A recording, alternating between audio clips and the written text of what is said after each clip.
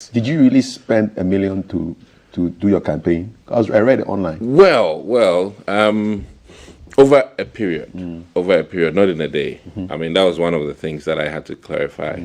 I ended up at GRA, But they'll be very interested for this. But over a period, you'd spend quite a lot. What's it like being an MP?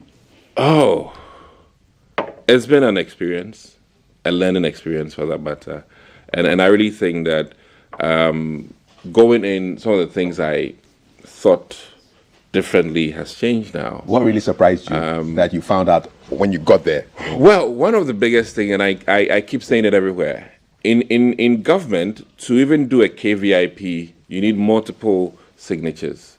And in my private life, if I wanted to do KVIP, it will be 3 signatures and you're gone. But I've come to appreciate the fact that because of financial losses, because of appropriate engineering technology, and the fact that government money is not utilized just anyhow, you need to go through the checks and balances. So that has been eye-opening for me. And things you beg for today will materialize as it goes through the mill several months or years down the line. And that has also been one key experience. So it's been good. And I think I talk more like a matured politician now than before, in the sense that I have to be very careful in my assessment and projections, so that I don't, one, overpromise, and two, I set more realistic expectations, because if you don't check your expectations carefully, you will misspeak and you will misjudge. So I think that it's been an eye-opening, and I really think that one day I ought to write something on who helps the MP, because literally we face a lot of heavy challenge. And let me say this, that the MPs are a reflection of what's on the ground, because I always say this, if 100,000 people are doing well, my work is much relaxed. But when 100,000 are not doing well, then they fall on the Member of Parliament, unfortunately. Elsewhere, you'd see your MP say hello, maybe even buy your MP coffee. But in our parts of the world, it's the reverse. You are buying coffee. You have to buy the coffee, and then even lace their boots and everything for them. so it's been fun, but it has been worth the experience, and it's been eye-opening. The legislative work itself is very time-consuming, and if you really apply yourself in that regard, then you even learn more, and you appreciate governance, and then you can make sometimes unpalatable decisions for your own constituents. What's the most unpalatable decision you've made for your constituents? I must say that some of the increments in taxes have not been very tasty, but based on government's audacious plans and based on government's boldness in terms of trying to provide some of the very basic amenities. And let me add that I am benefiting from the Agenda 111, which is almost $10 million project in my constituency. What's being built? The hospital, a district hospital. Okay. And I think that when I look at the taxes people are paying and the contribution people are making towards development in this country, my constituency is benefiting from that just one project, which is quite huge, and will go to benefit many people in my constituency, because it's unimaginable that over 300,000 people, we don't have a district hospital in Accra. And I also make this case to some of the NGOs who come into Accra and say they are going to the hinterlands. There are people who are very underprivileged in Accra. So there are hinterlands in Accra? I mean, there are boondocks in Accra, and I really think that the thinking should change.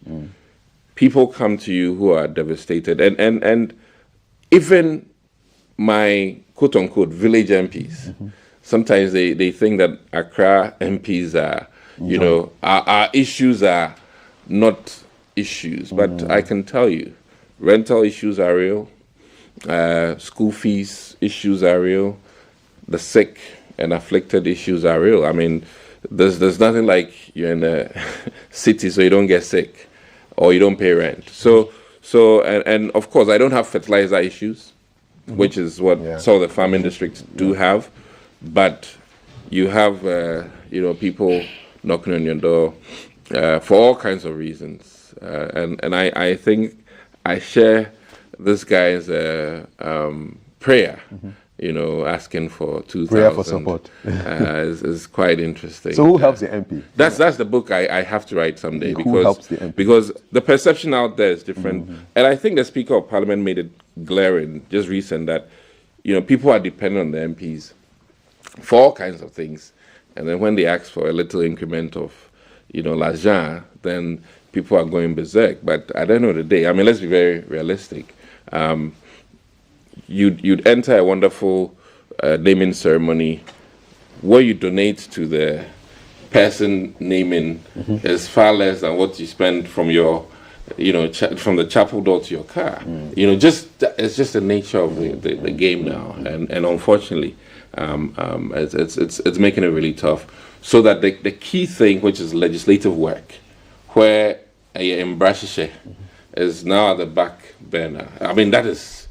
I'm being as frank as it is, and the non-priority, which is the non-legislative work, is now, that's what people even judge you by, and Okoboy has been a victim. I mean, the claim was that he didn't go to enough outdoorings in the funerals, yes, and like that they Kotopong, he paid dearly for that. So it's unfortunate that, and in medicine, because I'm a bit medical, you go to a doctor who might not be very nice, but will keep you alive. And I think people ought to look at that. That is it in the niceness, or is it in the better legislation that we want? So our people, our voters, we ought to ask ourselves carefully that do we want people who can do the work and crack their minds to give us better outcomes?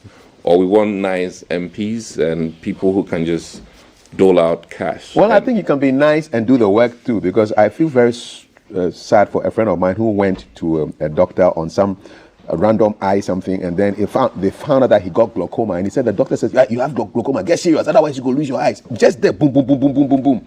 The guy was told, and he was just shocked and traumatized. So I think it's you can also be nice and I do agree. the work. But some niceness is like, I told somebody that one of the unfortunate bits about hypertension and drinking alcohol is that the alcohol numbs you when you're dying because there's no pain, there's no headache, all the things that should move you to get your blood pressure checked, the alcohol knocks it off. And you've had people who've died in hotel rooms because of the pain relief aspect of the alcohol, or in the aphrodisiac because of the alcohol, and they go off, whilst they would have probably realized that no, there's severe headache.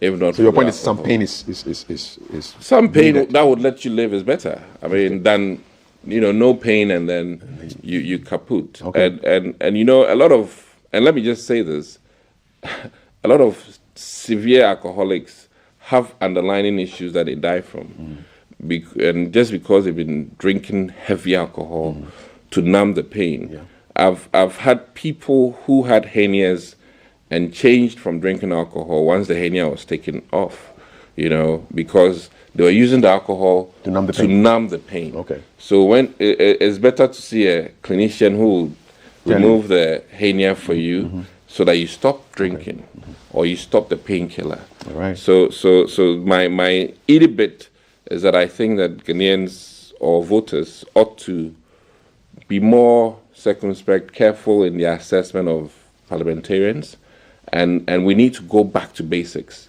Pre Kwame Nkrumah, where he said, these guys are in a silo, so they should go down and meet with the people, and we need to tilt a little bit more into the true core work, and I would hope that the social services has to have an office that would attend to saw these, the beckoning of the people, rent, support, funeral support, engagement support, and all of those things, so that members of parliament can maybe be more serious on the lawmaking, on the lawmaking, the committee work, and I'm fortunate to be on the Public Account Committee, so I've had exposure to many governmental transactions and cost and all of that, and I really think that is the meat of the real work, and that is where we help question administrative managerial decisions, all right, and arrive at why some projects have stalled, why some projects have literally been abandoned, and these are the real deal. Okay. Though they don't make headlines. Yeah, but this is the real thing. That is the real deal. Okay. Why X amount has been used, and I think recently there's talks about BOG's $250 million headquarters. So these are some of the things that come up in the final analysis, and I think that unfortunately we major in the minor things in this country too much. Okay. Well, we're really grateful for giving us a sneak peek into the life of an MP. Last question before I come to Ambassador Sam Piali. Are you running again in 2024? Yes. Okay. Yes. How confident are you? Who's your competition? Well, I think that is a learning curve, and literally I've done 2.5 years now in governance. Granted, it took me a long journey to get here. So sometimes my constituents think that I've been at it for long. But you try to feel. Well, I mean, you know how it is. So they misjudge me. Okay. But I'm literally 2.5. And let me say this, that even for any corporate job, when you're hired, it takes you about 8 months to really function and be at your peak. All right. And from what I've come to see, the longer your stay in terms of learning the ropes of how the bills are, done and all these things, the better you get at. Okay. And I don't side with Pelosi, who's in her 80s, who's still trying to go again. But so you're not going to be a Mugabe of Anyaa? No. I think that after a short period, you need to create an institution, and I always say Gami is a very good module, yes, in the sense that he spent a few days in Parliament, learned labor relations thing, and then made an institution. Yes. And I would hope that many more parliamentarians who think that they don't have anything to do post-Parliament should consider making institutions. The Gami and Gami model. Like the Gami and Gami model, and like I always say, Hannah Tete can do a foreign affairs institution. Likewise, even my former MP, and that can be a trajectory and create, think tanks in this country. Great.